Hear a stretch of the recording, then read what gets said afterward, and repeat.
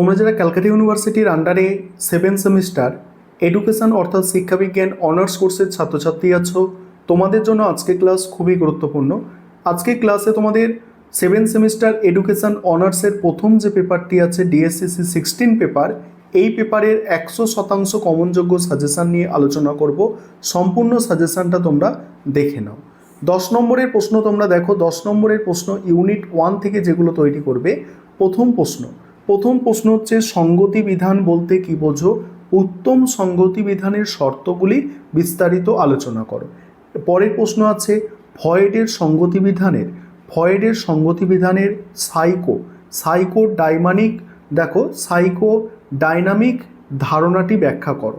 পরের প্রশ্ন আছে অপসঙ্গতি বলতে কি বোঝো? অপসঙ্গতির প্রধান কারণগুলি আলোচনা করো।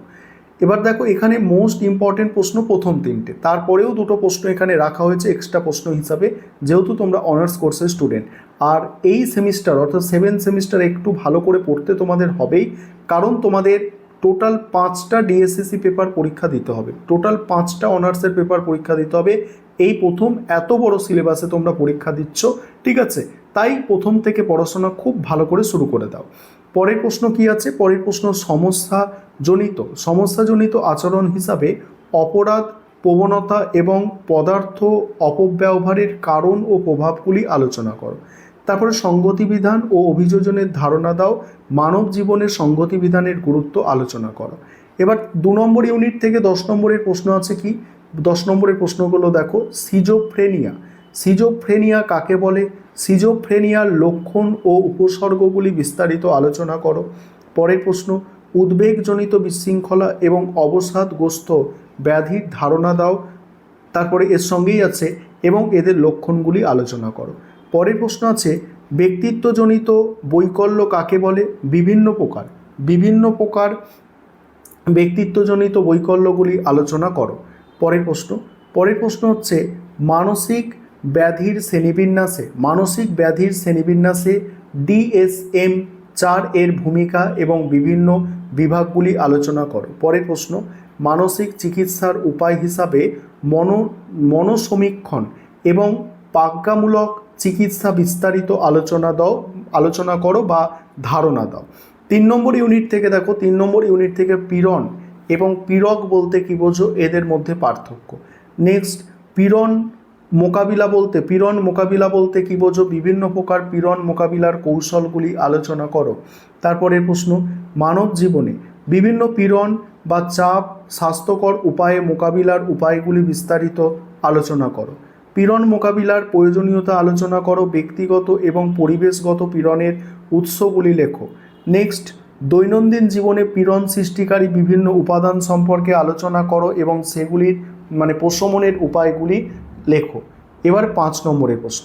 5 নম্বরের প্রশ্নের সাজেশান নিয়ে আলোচনা করব। তার আগে যে বিষয়টা তোমাদের বলার আছে, তোমাদের এডুকেশন অনার্স 7 সেমিস্টার আমাদের স্টাডি মেটেরিয়াল তৈরি হয়েছে। তোমরা যদি কেউ স্টাডি মেটেরিয়াল অর্থাৎ PDF নোটস কিনতে চাও, তাহলে স্ক্রিনে দেওয়া নম্বরে যোগাযোগ করতে পারো।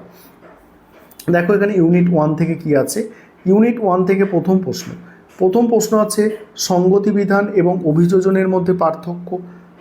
পরের প্রশ্ন আছে উত্তম সঙ্গতি বিধানের যে কোনো 5টি শর্ত লেখো।